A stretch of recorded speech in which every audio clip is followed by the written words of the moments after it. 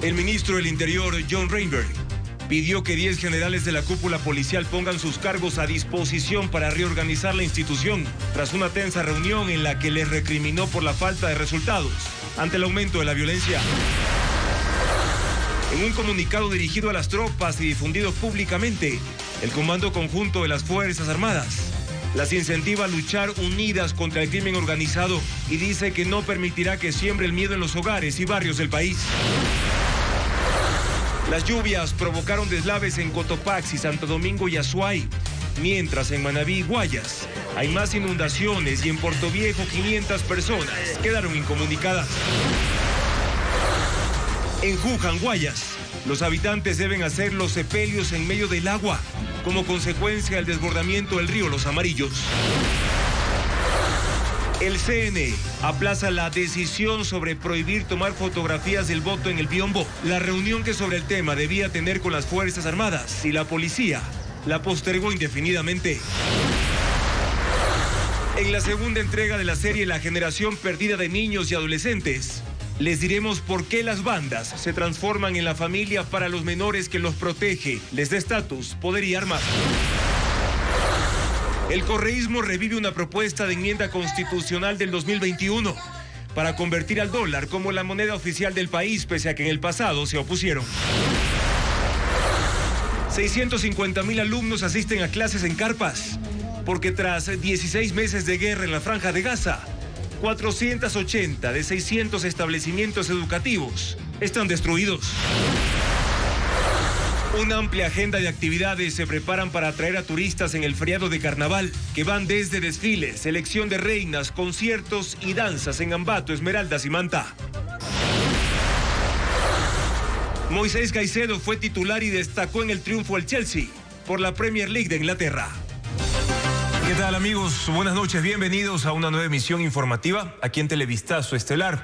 El ministro del Interior, John Reinberg, solicitó a los 10 generales de la policía que presenten la disponibilidad del cargo. El funcionario cuestionó al mando por el incremento de la violencia y anunció cambios en la estructura policial. Paul Romero amplía esta noticia. La primera reunión del ministro del Interior, John Reinberg, con la cúpula de la Policía Nacional fue tensa. La mañana de este martes pidió a los 10 generales del mando institucional que presenten la disponibilidad de sus cargos para reorganizar la institución. El ministro reclamó a los oficiales durante una videoconferencia desde la provincia de El Oro la falta de resultados ante el incremento de la violencia criminal durante enero y febrero. Reinberg cuestionó a los generales, a quienes dijo, recordando que él estaba en esa provincia, que El Oro es una de las más violentas del Ecuador y que no puede permitir que sigan asesinando a policías. Criticó que el comandante de la Zona 7, a la que pertenece Machala, el general Renato Ceballos, no se encuentre al frente de los operativos en contra de las organizaciones delincuenciales por estar de días libres, al igual que el general William Villarroel, director nacional de salud. El ministro les dijo que los días libres y las vacaciones deben otorgarse a los responsables de los operativos cuando baje la tensión por la crisis de inseguridad. El subcomandante de la policía, Freddy Zarzosa, respondió a las observaciones del ministro del Interior. Sobre la ausencia de Ceballos, aclaró que le dieron el pase ante los cambios en el ministerio y que el general Villarroel está en uso del derecho a vacaciones. La tarde de este martes, los generales presentaron sus renuncias al ministro, quien decidirá seguramente con el presidente quién se queda en la institución. El Comando Conjunto de las Fuerzas Armadas, mediante un comunicado, exhorta a seguir luchando contra el narcotráfico y la corrupción. En un escrito de 5 párrafos, habla de que no permitirá que el crimen organizado siga sembrando miedo, que está en juego la seguridad de las familias y la paz del Ecuador. Dice que el enemigo no conoce de justicia, que los traidores se vendieron por el dinero del narcotráfico y la corrupción, que se esconden en la sombra para atacar e imponer la violencia. Además, las Fuerzas Armadas han estado en la primera línea de combate tras la declaratoria del conflicto armado interno, que hasta el momento deja 6 militares fallecidos. Y la Asamblea Nacional aprobó una resolución que no hace un respaldo directo al gobierno sobre la cooperación internacional para la lucha contra el crimen transnacional. El Pleno exhorta al Ejecutivo a buscar coordinación con las entidades del Estado. Patricio Díaz cubrió la sesión en el Palacio Legislativo. Patricio, tienes más detalles de la decisión de las bancadas. Adelante. Sí, Juan Carlos, la Asamblea aprobó una resolución, como lo decías, que no da un respaldo directo al Ejecutivo en el tema de la cooperación internacional en la lucha contra los delitos transnacionales, sino más bien lo exhorta a coordinar esas decisiones, esas negociaciones, esos trabajos y acciones con el resto de entidades del Estado. No se aprobó la propuesta del oficialismo, sino más bien una propuesta a través de moción previa del Partido Social Cristiano, que fue, entendemos, consensuada también con el correísmo y otros bloques.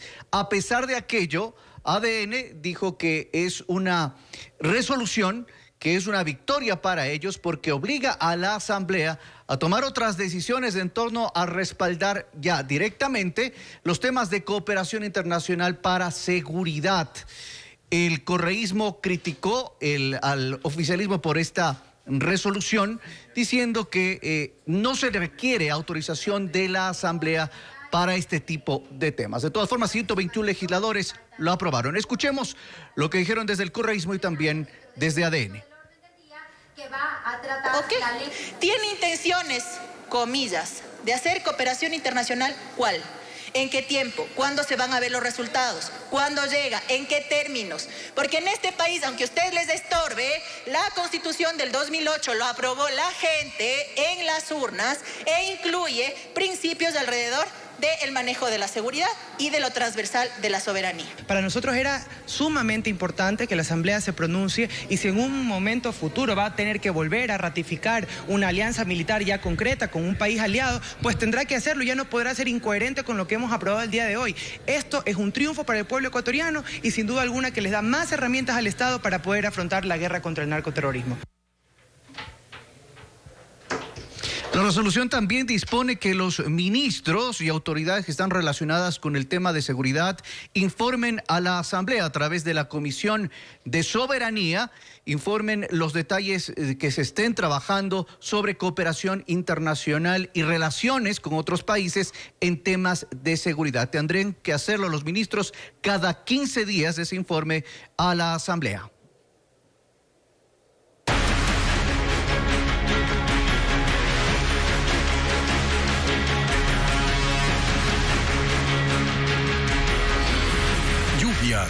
Los estragos aumentan.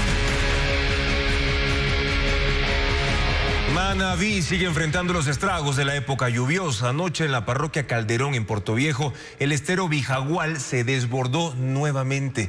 Arrasó cultivos, inundó viviendas y provocó el colapso de un puente y una casa, dejando zonas completamente incomunicadas. Los cantones Santa Ana, Rocafuerte y Sucre también tuvieron áreas inundadas debido al desbordamiento del río Portoviejo. Más detalles de lo que ocurre en esa zona manabita con Karen Ceballos. El panorama en la comunidad del Mate, en la parroquia Agdón Calderón de Portoviejo, es desolador. El estero Vijagual se desbordó por segunda vez en menos de una semana, pero en esta ocasión la corriente arrastró enormes troncos que derribaron postes y provocaron inundaciones en viviendas. El desbordamiento también cortó el acceso vehicular en un puente, dejando incomunicadas a 80 familias. Aquí tenemos como unos 70 metros de palizada hacia estero hacia arriba del puente, hacia el otro extremo. Hay palizada que hasta miedo, hay lodo. En las casas, el agua alcanzó 1 metro, derribó cercos y portones y dañó gran parte de los enseres. Desesperación de ver que tapábamos una puerta, la tumbó esa puerta y tratábamos de alzar una u otra cosa, pero fue imposible. Otra preocupación es el colapso del puente de 15 metros que conecta a las comunidades Quebrada de Guillén y San Vicente. En esta última, una vivienda fue arrasada por la corriente, aunque sus 3 ocupantes lograron ser rescatados. Mientras tanto, en la cabecera parroquial de Agdón Calderón, este martes fue día de limpieza para remover el fango acumulado tras la severa inundación de este lunes, causada por el desbordamiento del río Chico. Debido al invierno, Portoviejo fue declarado en alerta naranja con un saldo de 1.028 damnificados hasta el momento. Pero los estragos del temporal también se han extendido a otros cantones manabitas. En Santa Ana, las intensas lluvias afectaron a 150 familias, inundando las parroquias rurales Ayacucho y Honorato Vázquez. En esta última se formó un socavón en la vía que conecta a las comunidades Emaús y Tamarindo. El centro de la localidad también se inundó debido al desbordamiento del río Portoviejo. La crecida alcanzó sectores como Las Aguas en el cantón Rocafuerte y la parroquia Charapotó en el cantón Sucre, donde quedaron anegados centros educativos educativos, locales comerciales y áreas agrícolas. Aunque los daños aún no se han cuantificado por completo, en esta zona hay al menos 400 familias afectadas hasta ahora. Las lluvias provocaron deslaves que bloquearon carreteras que conectan a la costa con la sierra. Los efectos de estas precipitaciones también provocaron el colapso de una casa. Diego Cuenca describe los estragos del invierno.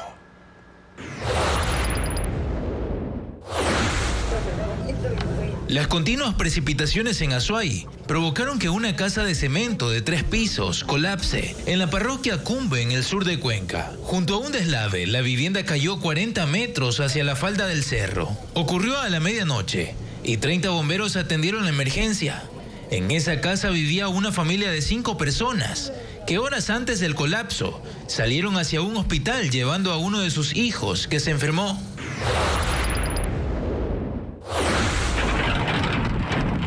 Un deslave bloqueó la carretera que conecta a los cantones La Tacunga con La Maná, en la provincia de Cotopaxi. Eso generó largas filas de vehículos que no pudieron circular.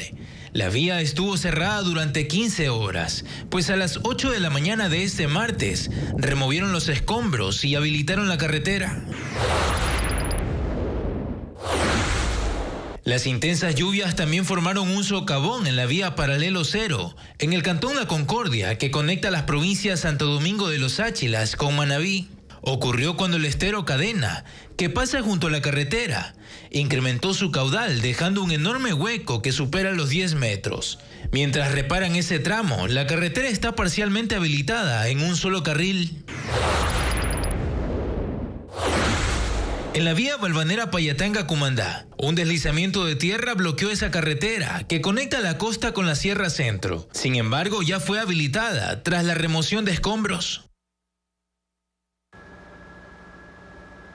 Y debido a la temporada invernal, el Ministerio de Educación informó que se aprobaron 145 planes de continuidad en instituciones con riesgo y daños por las inundaciones. Bessie Granja puntualiza las provincias en las que se tomaron estas medidas.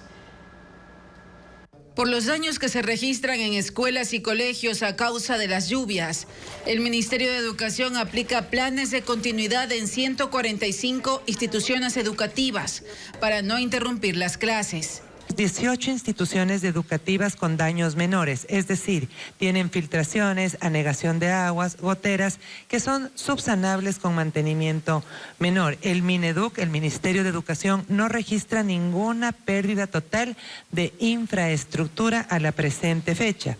A escala nacional, 118 planes son de modalidad no presencial y 27 parcial con asistencia por horas para rendir exámenes, siempre y cuando las condiciones de las vías lo permitan. La medida se aplica en Esmeraldas, Manabí, Los Ríos, Guayas, Santa Elena, Azuay, El Oro y Zamora Chinchipe. En la región litoral, la contingencia será hasta este 28 de febrero, cuando 2.3 millones de estudiantes finalicen el periodo lectivo de régimen Costa Galápagos. Incluso algunos adelantaron este cierre. Mientras, las instituciones educativas de régimen Sierra culminarán sus actividades el 1 de julio. Según las autoridades, el Ministerio de Educación realizará un monitoreo permanente de la infraestructura escolar desde las instalaciones del ECU 911. También trabajarán en coordinación con el INOCAR y el INAMI para emitir las alertas tempranas sobre eventos peligrosos y proteger la comunidad educativa. La salud del Papa Francisco da signos de leve mejoría, aunque su estado general sigue siendo crítico. Fuentes del Vaticano reportan que ha descansado durante la noche y que en el día recibe algunas visitas y despacha asuntos pendientes. Las cadenas de oración se mantienen.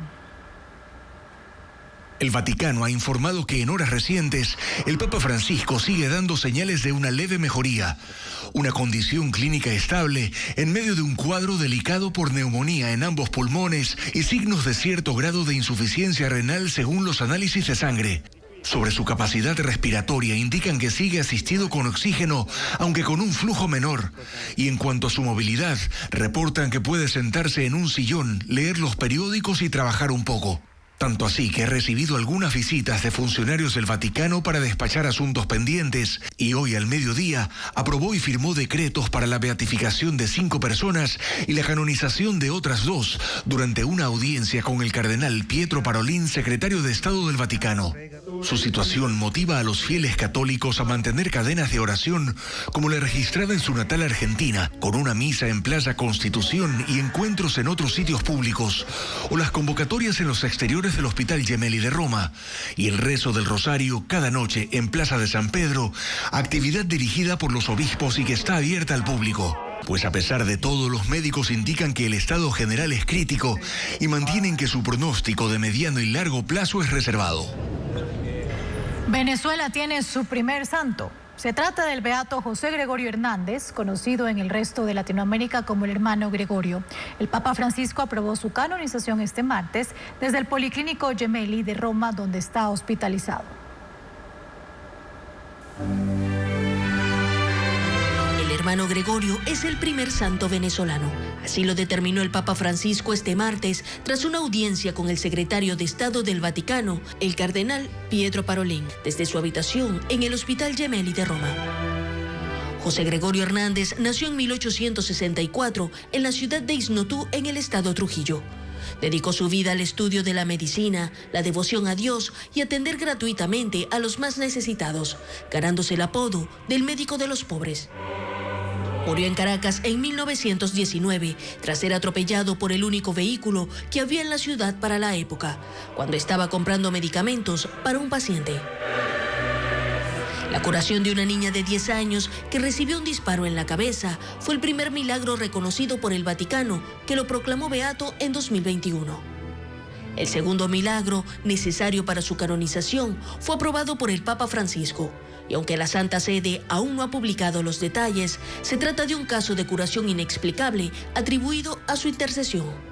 El arzobispo de Caracas, Monseñor Raúl Biort Castillo, celebró la noticia, diciendo que es un homenaje a la vida ejemplar y virtudes heroicas de este hombre. Podamos encontrar un símbolo de unión, un símbolo de prosperidad, un símbolo de fe para imitar las virtudes de José Gregorio Hernández. El legado de servicio y fe de José Gregorio Hernández ha trascendido generaciones y fronteras, convirtiéndose en una figura venerada en Venezuela y en otros países de América Latina, incluyendo Ecuador. Se aplaza la decisión sobre la prohibición de fotografiar el voto en el biombo durante el próximo proceso electoral. Estaba previsto que se realice una reunión con las Fuerzas Armadas, pero se postergó y aún no hay nueva fecha. Adriana Bermeo sigue este tema y lo explica. Se dilata el análisis sobre permitir o no el ingreso de teléfonos celulares a los biombos de votación. Estaba previsto que la tarde de ayer los miembros del CNE se reúnan con representantes de las Fuerzas Armadas para recibir información sobre supuestas amenazas a ciudadanos para obligarlos a votar por un candidato determinado, pero fue suspendida y no hay nueva fecha para esa cita. La reunión con policía y Fuerzas Armadas es determinante para que el CNE analice y apruebe una resolución. Ante el Consejo Nacional Electoral no se ha presentado ninguna denuncia, ninguna prueba sobre esta situación. No podemos descartar que existe eso, pero necesitamos información para poder tomar una acción. Prohibir las fotografías de las papeletas es un pedido del gobierno. Esta mañana, en una entrevista radial, el presidente Daniel Noboa insistió que no se permite el ingreso de celulares en recintos electorales, que en el CNE se siguen haciendo los locos. Dicen que ya lo van a discutir, ya lo van a discutir, ya lo van a discutir. No lo discuten. ¿Por qué? Eso de ahí habrá que preguntarle de nuevo al CNE. El momento en el que no pueden ingresar con celulares al recinto electoral, no pueden tomar la foto. Entonces no puede haber ni la presión ni la venta del voto. La denuncia del gobierno ocurre en países como Colombia y Brasil, en zonas tomadas por la delincuencia y el crimen organizado. Lo dijo el expresidente del Tribunal Supremo Electoral, Carlos Aguinaga, en una entrevista para Contacto Directo. Se lo conoce como voto violencia.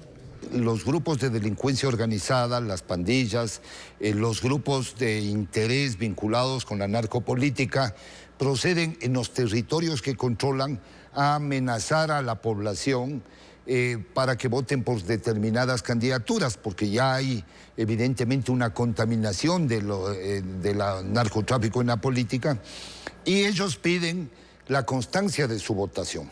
Si el Consejo Nacional Electoral aprueba una resolución que prohíbe el ingreso de celulares a las juntas receptoras del voto, según Aguinaga se debe hacer un trabajo conjunto entre las fuerzas del orden y los miembros de mesa para que se entreguen los dispositivos antes de pasar al biombo.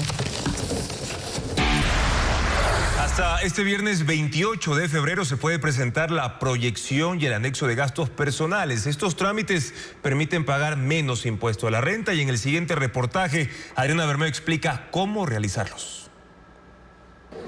Esta semana es clave para que los contribuyentes paguen menos impuesto a la renta. Hasta el viernes se debe presentar el anexo de gastos personales, que incluye la actualización de cargas familiares y la proyección de gastos personales. El registro de cargas familiares se realiza en línea. Aquí se puede incluir a padres, hijos menores de 21 años, cónyuge o pareja en unión de hecho. Cada persona puede registrar hasta 5 cargas. Ninguna de ellas puede estar en la lista de 2 contribuyentes. Este paso se debe cumplir obligatoriamente antes de llenar el formulario de anexo de gastos personales y permitirá deducir entre $1,600 y $14,370 en el 2025. Los trabajadores en relación de dependencia e independientes que hayan tenido ingresos superiores a $11,902 durante el 2024 deben llenar el anexo para justificar la proyección de gastos personales que entregaron a inicios del año pasado. Si no lo hacen, el SRI cobrará el valor del impuesto a la renta que fue declarado. El formulario se llena en línea y como las facturas ya están en la base de datos del SRI, solo hay que clasificarlas por rubros de alimentación, salud, vivienda y otros. La fecha límite para presentarlo varía según el 9º dígito de la cédula. El viernes culmina con el número 0.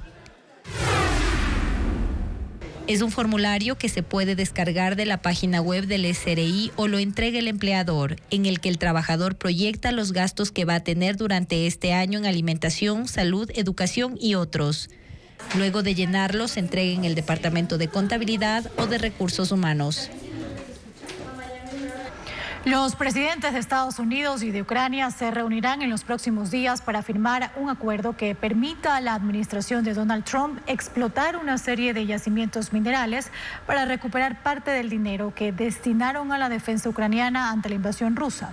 Trump dijo que en un encuentro con Zelensky es cuestión de poco tiempo, pero los términos de un acuerdo para poner fin a la guerra siguen sin definirse en medio de visiones distintas entre Estados Unidos y Europa. Por ahora, las conversaciones en el camino de una solución a una guerra de ya 3 años van por separado. Europa compromete más apoyo financiero para la defensa de Ucrania.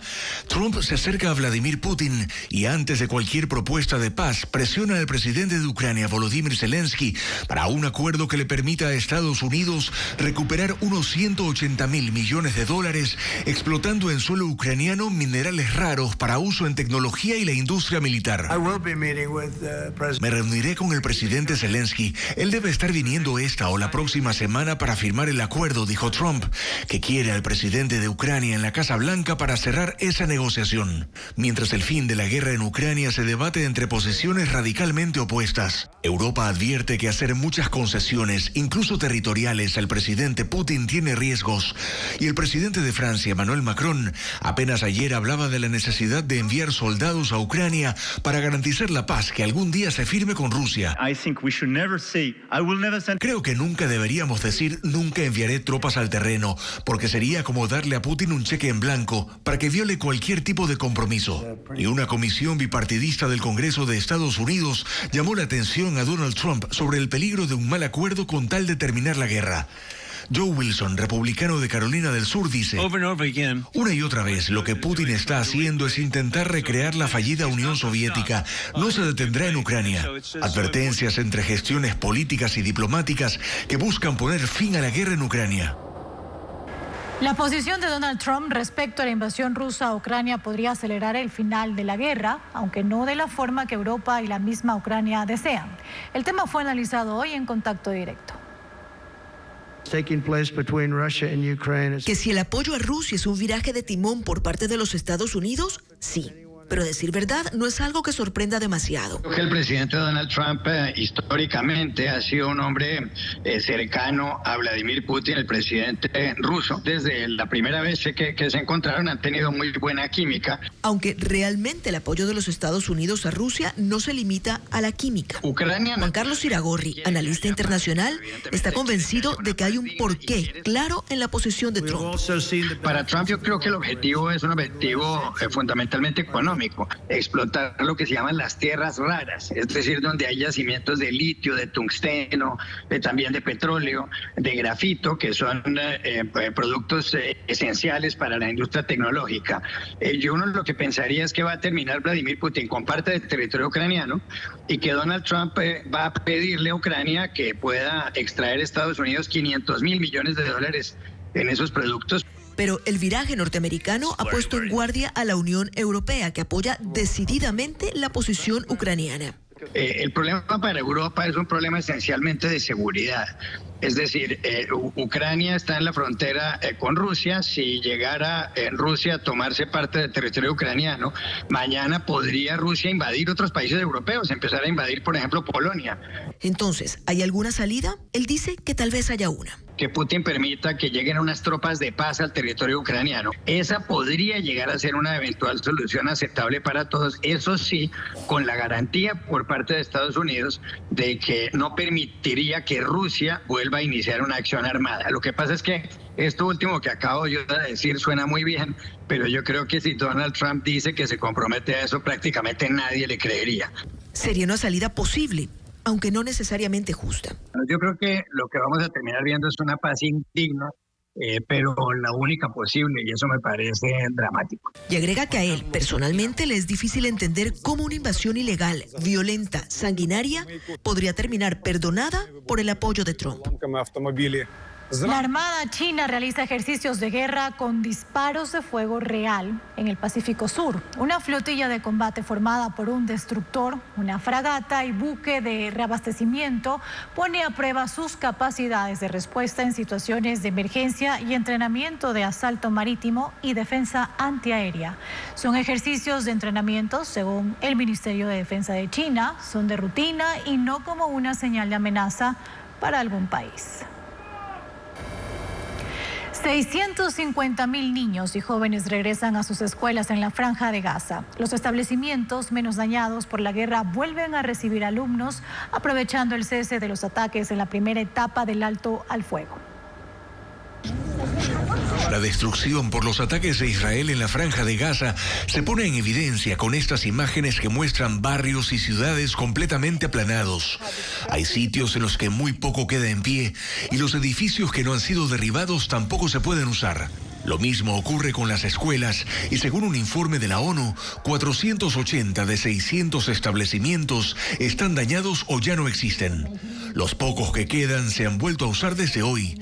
El Ministerio de Educación estableció esta fecha para el inicio del año lectivo después de 16 meses de paralización por la guerra. Para los estudiantes que han vuelto a clases sin uniformes ni libros, este es un nuevo comienzo y un desafío. Completaremos nuestra educación, seguiremos siendo fuertes y nos convertiremos en algunos de los mejores médicos del mundo, decía esta joven estudiante de primaria. Son 650.000 alumnos, pero no todos tienen una escuela en buenas condiciones, por lo que la mayoría asiste a aulas de campaña. Esta señora es madre de varios niños. Dice que durante todo este tiempo estuvieron sin estudiar, más preocupados de conseguir algo de comida, haciendo largas filas desde la mañana hasta la noche. Chile reporta horas de un apagón masivo que llevó al gobierno de Gabriel Boric a declarar estado de excepción y toque de queda en el país, dispuesto que miles de policías y militares salgan a las calles a patrullar para mantener el orden. Por la emergencia hay enormes congestionamientos de tránsito desde la tarde y el sistema de transporte subterráneo de la capital está paralizado. El Ejecutivo ha hecho llamados a la calma y ha descartado que se trate de un ataque. Monólogos y otras obras teatrales de humor son las opciones de arte que están disponibles desde mañana y durante todo el feriado. Diego Cuenca describe las propuestas culturales, por ejemplo, el preestreno de una película ecuatoriana rodada en la provincia de Azuay. Vamos a verlo.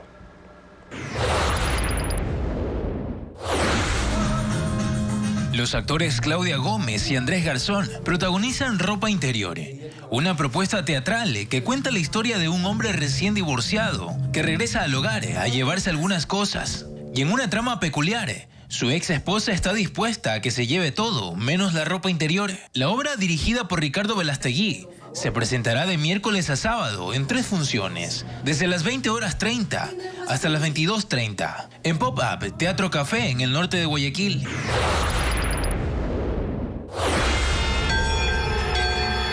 Este martes se realizó el preestreno de la película ecuatoriana Desaparecidos.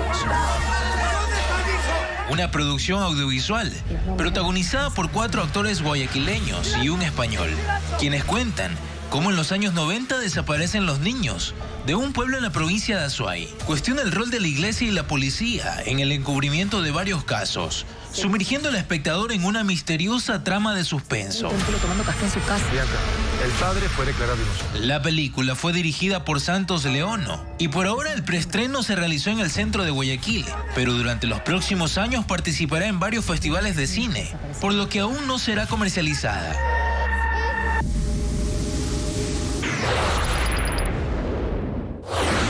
Les estamos echando la culpa a los políticos, al Fondo Monetario Internacional. Matías Dávila, con su personaje Boca Floja, protagoniza el monólogo Por Dios juro sagrada bandera, un show humorístico que describe la vida estudiantil de los 80 y principios de los 90. Usa la ironía y el sarcasmo para describir recuerdos de esa época. Las funciones serán desde este jueves 27 de febrero hasta el domingo 2 de marzo, en el Teatro Patio de Comidas, en Quito.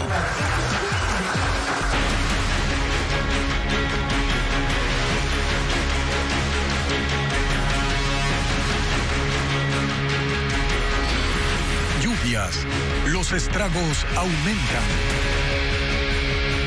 Las inundaciones en Juján, provincia del Guayas, no solo han invadido calles y hogares, sino que también han llevado la emergencia hasta el cementerio general, donde los habitantes enfrentan la dolorosa tarea de despedir a sus seres queridos en medio de terrenos completamente anegados. Los habitantes de esa localidad ahora viven con botas de caucho y puentes improvisados para resistir el embate del invierno.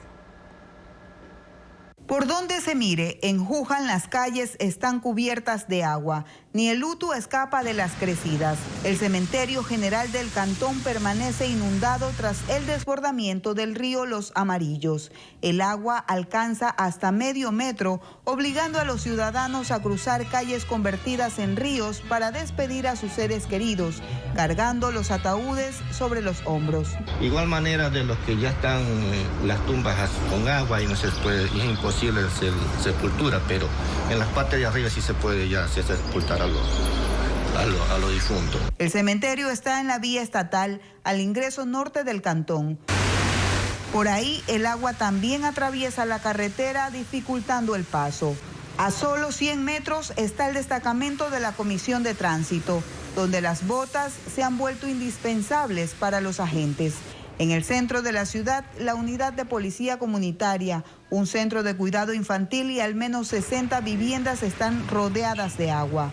Hacia el sur, en el Malecón, el barrio Zoilo tiene unas 40 viviendas inundadas. Para movilizarse, los habitantes han construido puentes improvisados de caña. Con ayuda de los vecinos, y entre todos se colaboró para hacer el puente, por lo menos salir la parte más honda ya hacia acá hasta lo seco. Y uno de los puntos más críticos sigue siendo la vía Juján-Babahoyo, que conecta la provincia de Guayas con los ríos. 4 tramos están inundados, convirtiéndose en una pesadilla para los conductores. Hemos realizado muros de contención, pero cada año las cuotas de inundación van subiendo y como los ríos no son dragados, entonces eso perjudica a nuestra población. Hasta ahora el invierno ha dejado al menos 1.200 familias afectadas en Juján. Y el Comité de Operaciones de Emergencia pidió al Ministerio de Defensa el soporte logístico para atender a las provincias declaradas en emergencia por las lluvias. Las Fuerzas Armadas van a coordinar la entrega de donaciones, vituallas, medicinas e incluso infraestructura para los afectados. Paul Romero tiene más detalles de ese plan. Las Fuerzas Armadas movilizarán aeronaves, vehículos y tropas para atender a los damnificados por el invierno. El Comité de Operaciones de Emergencia COE dispuso al Ministerio de Defensa, en coordinación con la Secretaría de Gestión de Riesgos, que proporcione la logística para las 8 provincias declaradas en emergencia: Guayas, Los Ríos, Manabí, El Oro, Esmeraldas, Santa Elena, Loja y Azuay. La Fuerza Aérea transportará en un avión Hércules C-130 con capacidad para 20 toneladas, alimentos, vituallas, medicinas y tropas. La distribución a las zonas anegadas se realizará en más de 100 camiones grandes y medianos del Ejército, Marina y FAE. Se ha dispuesto 4 helicópteros medianos con capacidad para 8 personas para el rescate y evacuación médica de los damnificados en zonas de difícil acceso. 1.200 soldados ayudarán a la Secretaría de Gestión de Riesgos en la coordinación logística con el resto de instituciones públicas y gobiernos seccionales para atender la emergencia. Hasta el momento, 890 personas han sido damnificadas por el invierno, según la Secretaría de Riesgos. El Comando Conjunto ha previsto en este plan que el Cuerpo de Ingenieros del Ejército colabore en la recuperación de la red vial afectada. La eficacia de la logística depende de la capacidad de respuesta de las otras instituciones que hacen parte del COE.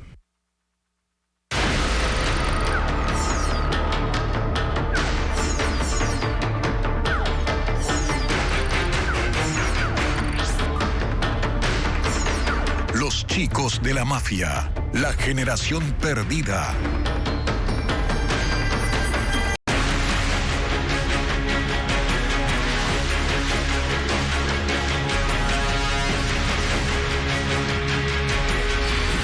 Dolarización.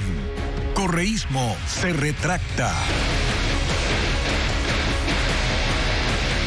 El Pleno de la Asamblea Nacional iniciará el trámite de una enmienda del año 2021 para establecer en la Constitución el dólar como moneda oficial. En menos de 24 horas, la presidenta del Legislativo, Viviana Veloz, obtuvo la aprobación del CAL y convocó al Pleno. Patricio Díaz informa que aunque las bancadas apoyan la reforma, cuestionan esto como una medida electoral del correísmo. La presidenta de la Asamblea, Viviana Veloz, revivió una enmienda de 2021 para que en la Constitución se establezca el dólar como moneda oficial del Ecuador. Veloz, en menos de 24 horas, llamó al CAL, consiguió que apruebe el inicio del trámite y convocó al Pleno para que el jueves designe la comisión que tramitará la enmienda propuesta por el ex legislador y actual alcalde de Quito, Pavel Muñoz. El socialcristiano Jorge Acaiturri, miembro del CAL, mostró su sorpresa por la agilidad con la que se movió el tema y dice que su bancada apoyará, pero considera que se trata de una medida electoral. Todos estamos a favor de que el dólar sea la moneda oficial, pero claramente, creo yo, fue incluido en el tratamiento de la Asamblea con muchísima agilidad, dado la campaña. En el oficialismo coinciden. Apoyarán la enmienda, pero cuestionan al correísmo por utilizar el tema políticamente. 100%. La Asamblea Nacional está secuestrada por los intereses políticos electorales de la Revolución Ciudadana. Y eso hay que decirlo así con todas sus letras. En Construye critican que la Asamblea sea utilizada para buscar beneficios políticos de parte y parte, pero sí señalan las contradicciones de algunos líderes del correísmo sobre la dolarización. Fortalecimiento de la dolarización es necesaria, por supuesto, pero que quieran usar esa bandera de lucha para poder limpiar lo que realmente antes querían hacer. La bancada correísta defiende a su coidearia, la presidenta de la Asamblea, y dicen que si bien coincide con la coyuntura electoral, es una reforma necesaria. Porque en el escenario político se habla de la necesidad del fortalecimiento de la dolarización. Bueno, que la Asamblea empiece dando un mensaje. Fortalecer la dolarización pasa primero por reconocer al dólar como moneda nuestra, que la acogimos. La comisión que se cree el jueves tendrá 60 días para el informe para primer debate y 1 año para el segundo. Y en Machala, el presidente de la República, Daniel Noboa, reaccionó a la intención del correísmo de defender la dolarización en días previos a la campaña electoral. Hernán Higuera con un recuento de las declaraciones del primer mandatario. El correísmo desempolva una reforma a la Constitución para que quede escrito que el dólar es la moneda oficial en el Ecuador. Esta propuesta hecha en 2021 aparece estratégicamente semanas antes de la segunda vuelta electoral. Así es, por lo menos para el presidente Noboa, a quien le parece un engaño con doble intención. Ahí vi pues, en la Asamblea que quieren hacer un show adicional. Pero Diego Borja, su tesis en la universidad fue desdolarizar el Estado. Diego Borja cuando fue asesor también en la época, fue asesor en Venezuela, Siempre hubo un plan para desdolarizar al Ecuador. Ahí se puede ver cuál es la intención. La dolarización ha sobrevivido a 8 gobiernos, incluidos los 10 del correísmo. Tiene 25 años de vigencia y finalmente constará taxativamente en la Constitución. Para Pablo Lucio Paredes, académico y analista, la reforma correísta es incompleta y poco sincera, porque el reto no era solo escribir aquello en el papel. Esto evidentemente es una jugarreta política para decirle a los ecuatorianos, ojo, nosotros sí estamos a favor de la dolarización, cuando en el fondo no lo están. Pero en todo caso, suponiendo que fuera sincero, que realmente quieren fortalecer la dolarización, entonces hagan lo que dicen y agreguen una cosa más, que varias personas hemos propuesto en los últimos tiempos. Pongan, en un año se darán todos los procesos para que se cierre el Banco Central del Ecuador. El mismo criterio comparte José Hidalgo de Cordes. Él recuerda que durante el correísmo el Banco Central sirvió para que ese gobierno se haga créditos con los fondos depositados en el Banco Central. Puede terminar siendo un saludo a la bandera si es que la misma bancada correísta, que va a ser importante en el próximo legislativo, toma medidas para romper los candados que de momento prohíben esos créditos del Banco Central al gobierno. Y de hecho, en el plan de gobierno de Luisa González se habla de la necesidad de recuperar y profundizar los mecanismos de gestión de la liquidez doméstica. Si se opera esta reforma, Ecuador puede empezar a cerrar este capítulo que constantemente generó incertidumbre, esta vez con el apoyo de quienes siempre la rechazaron. Y si bien la propuesta del correísmo de enmendar la Constitución para que se incorpore al dólar como moneda oficial de la nación surgió en el año 2021, se contradice abiertamente con una postura que han sostenido durante una gran parte de los últimos 19 años. Las principales figuras de esa tendencia política durante todo ese tiempo se han manifestado contrarios a la dolarización. Vamos a verlo. Y resulta que 25 años después de implementada la dolarización en el país, el correísmo ha resuelto que debe ser elevada a la categoría de moneda oficial. No es que sea una mala idea, eso es lo que se contradice con los postulados que esa tendencia política ha sostenido durante 19 años. Todo ese tiempo le han dicho al país que era inaceptable que el Ecuador no tuviera capacidad de devaluar para afrontar recesiones. Casi 2 décadas repitiendo que los bajos precios del petróleo afectaban la liquidez de la economía y que la apreciación del dólar restaba competitividad a la producción nacional en el mundo. Creo que la dolarización fue el más grande error de política económica de este país. Lo dijeron de todas las maneras. En sus momentos de mayor fortaleza, llegaron a señalar que había que salir de la dolarización en el mediano o en el largo plazo. No lo ejecutaron nunca porque sabían que la dolarización era más popular que ellos. Pero sí que manifestaban su oposición. Y aunque en 2021 formalizaron la propuesta que hoy finalmente se trata en la Asamblea de elevar el dólar a moneda oficial, ese mismo año votaron en contra de la ley de defensa de la dolarización que presentó Lenín Moreno y que cerraba la posibilidad al Ejecutivo de meterle las manos a los recursos de terceros que administra el Banco Central. Y después de votar en contra, su candidato presidencial en 2021, Andrés Arauz, habló de crear dólares digitales, los ecuadólares, para evitar la fuga de capitales. Una especie de convertibilidad electrónica, que más bien los dólares sean absorbidos y puedan ser utilizados para pagos internacionales. Podríamos llamarla ecuadolarización. No era una idea nueva. Ya la había expuesto antes en un artículo en el que hablaba de la desdolarización mala y de la desdolarización buena.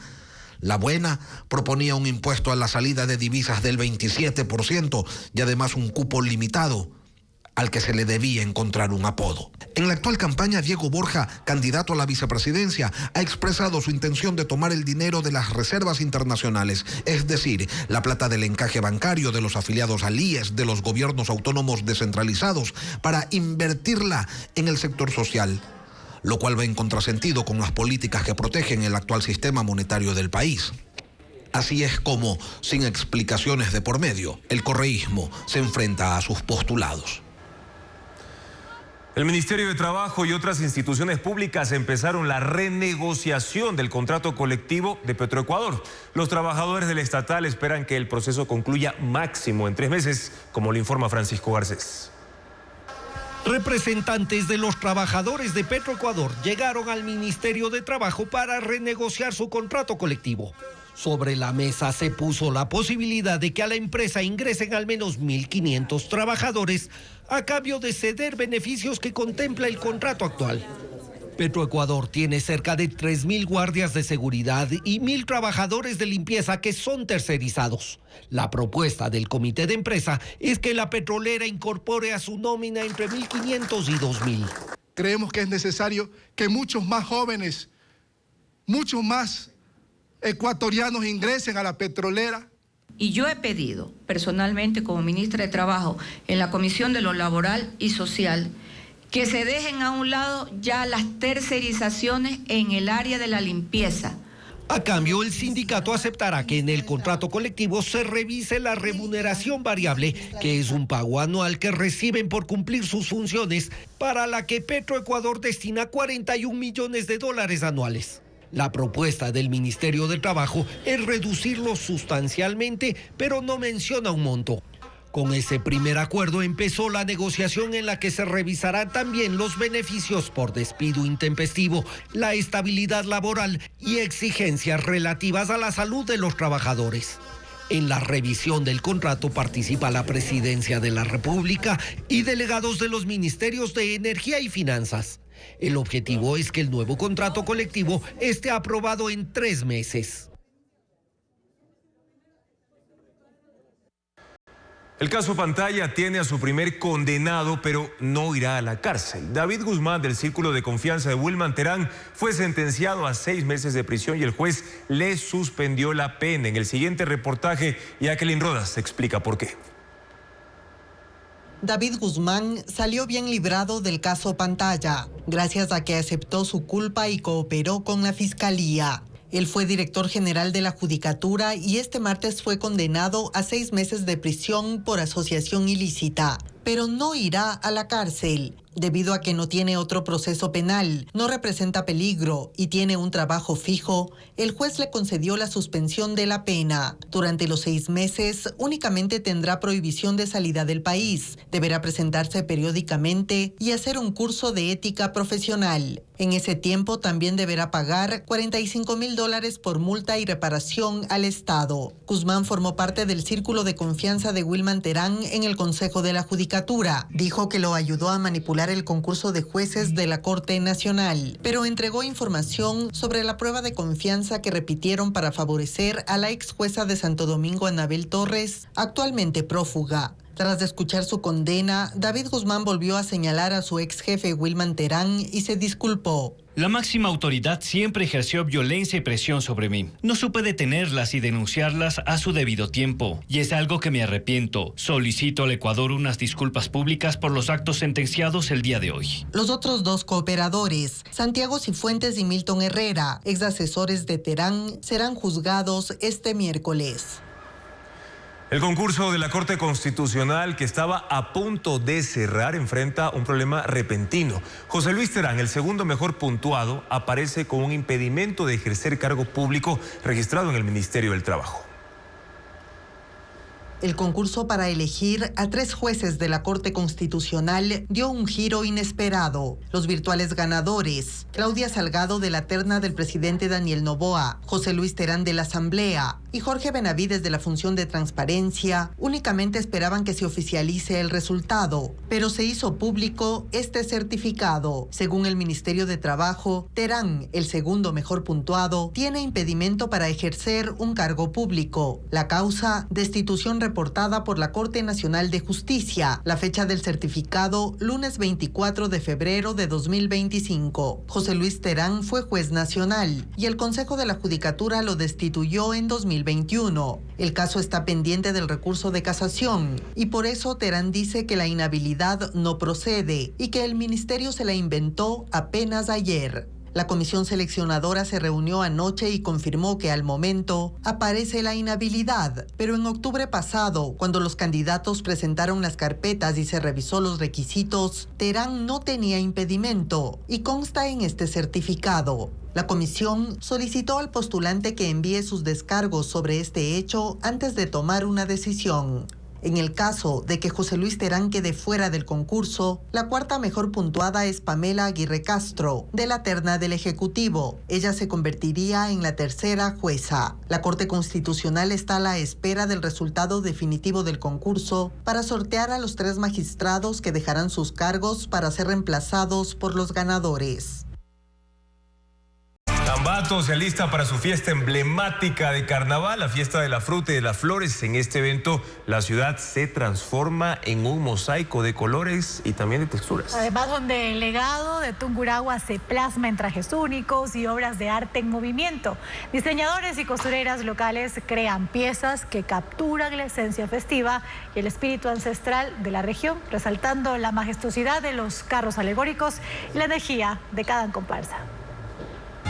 Ambato se prepara para sus fiestas emblemáticas de carnaval, la fiesta de la fruta y de las flores. Y uno de sus momentos clave, sin duda, es la confección de los trajes que vestirán los 760 estudiantes de colegios y universidades, quienes acompañarán a los 19 carros alegóricos durante los desfiles de este feriado. Para esto, un comité permanente seleccionó a los talentos detrás de los vestuarios, un proceso que busca impulsar la economía local, destinando $20,000 para su confección. 8 diseñadores y 45 costureras trabajan codo a codo para dar vida a trajes que reflejan las costumbres y tradiciones de Tungurahua. Ariana Zapata se unió por primera vez al equipo de diseño. Lidera la confección de 80 trajes para 2 comparsas. Esta indumentaria va dirigida a personas que conocemos la ambateñidad y que también queremos ver ese lado fantasioso también de las fiestas, esa algarabía concentrada en un solo traje. Las telas y texturas juegan un papel crucial en el concepto de la comparsa. Predominan colores intensos que buscan marcar contrastes que juegan con la luz y se complementan con los carros alegóricos. Diego Caiza, encargado de la confección de accesorios, subraya la integración de disciplina, diseñadores, coreógrafos y representantes estudiantiles para garantizar que cada edición del desfile sea única. Nuestros diseños tienen varios complementos llamativos de gran tamaño, que tienen brillo. Cada vestuario puede costar entre $80 y $130. Desde esta semana los trajes se someten a rigurosas pruebas de ajuste y movimiento. Así cada prenda se convierte en un elemento que potencia la experiencia visual y sensorial de los pregoneros. El primer desfile se realizará la mañana del 2 de marzo y al día siguiente habrá un recorrido nocturno que promete una celebración inolvidable en las calles de Ambato. Los destinos de la costa, Sierra y Oriente en Ecuador han preparado una amplia agenda de eventos para atraer turistas en el feriado de carnaval. Exactamente, desfiles, selección de reinas y conciertos están entre las principales actividades, como lo informa Luis Alfredo Zúñiga. Esmeraldas espera a los turistas en carnaval con agenda extensa. El sábado al mediodía en la playa Las Palmas se realizará el Festival de Música y Danza Afro, mientras el domingo a partir de las 3 de la tarde en el mismo sector habrá música electrónica y rock. Y en la noche se elegirá a la reina del carnaval. El lunes desde las 3 de la tarde arranca el concierto de Charly Aponte y otros artistas en el Festival Esmeraldas Vive. En Manta también hay agenda. A las 5 de la tarde del sábado se elige a la reina del carnaval en el Malecón San Mateo. Y en la explanada del Malecón Tarqui habrá el Festival de Música Electrónica Frecuencia City hasta las 10 de la noche. El domingo 2 de marzo tendrá más música con el Carnavalazo, donde se presenta Manaus Band, Ají Ligero, Grupo Cabana y más. El lunes 3 de marzo habrá música urbana en la playa del Murciélago desde las 3 de la tarde en el Mariana Festival. Y a la misma hora en el sector Santa Marianita se dará el concierto del grupo Al Son de las Nenas. Mientras en Machala la música estará a cargo de la agrupación Sonora Dinamita en el Malecón de Puerto Bolívar a las 8 de la noche del domingo 2 de marzo. En Ambato hay 16 eventos a propósito de la fiesta de las flores y las frutas. El sábado en el Parque Ceballos a las 11 de la mañana se realiza la Feria Flores, Frutas y Pan, y a las 3 de la tarde en el Coliseo de los Deportes inicia el Festival de Folclore Danzando por el Mundo, con la participación de la Reina de Ambato. El domingo 2 de marzo a las 9 de la mañana arranca el desfile Vívelo con el Alma, que contará con 19 carros alegóricos. Y a las 8 en la Plaza Cívica se presentará el reggaetonero Chencho Corleone en el evento Ambato para el Mundo.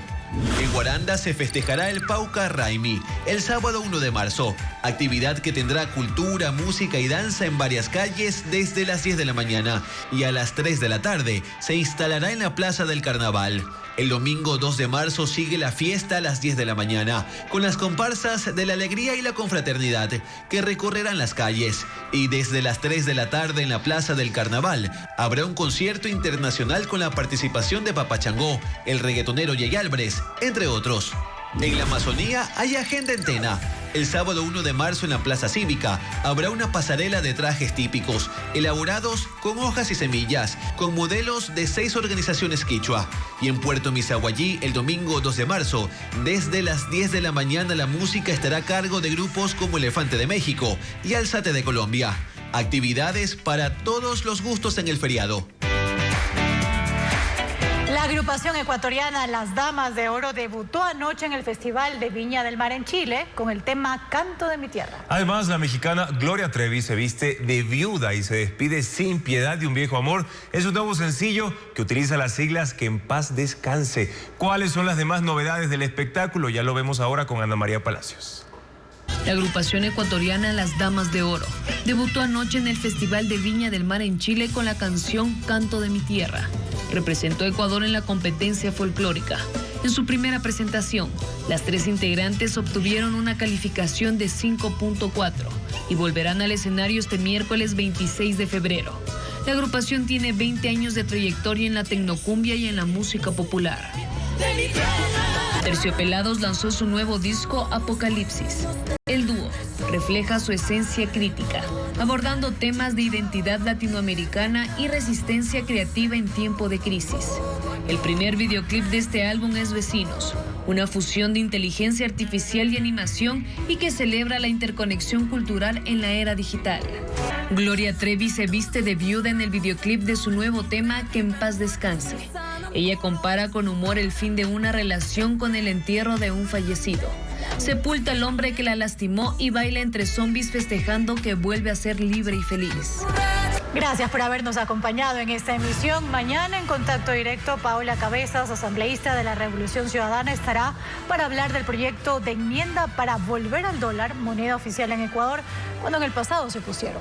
Además, José Hidalgo Payares, director general de Cordes, analizará lo que hace falta precisamente para blindar la dolarización en el país. Lo esperamos en la primera emisión de Televistazo a las 5:55 de la mañana. Recuerden, también en vivo en ecuavisa.com y Ecuavisa Play, la dupla perfecta para mantenerlos siempre informados. Buenas noches.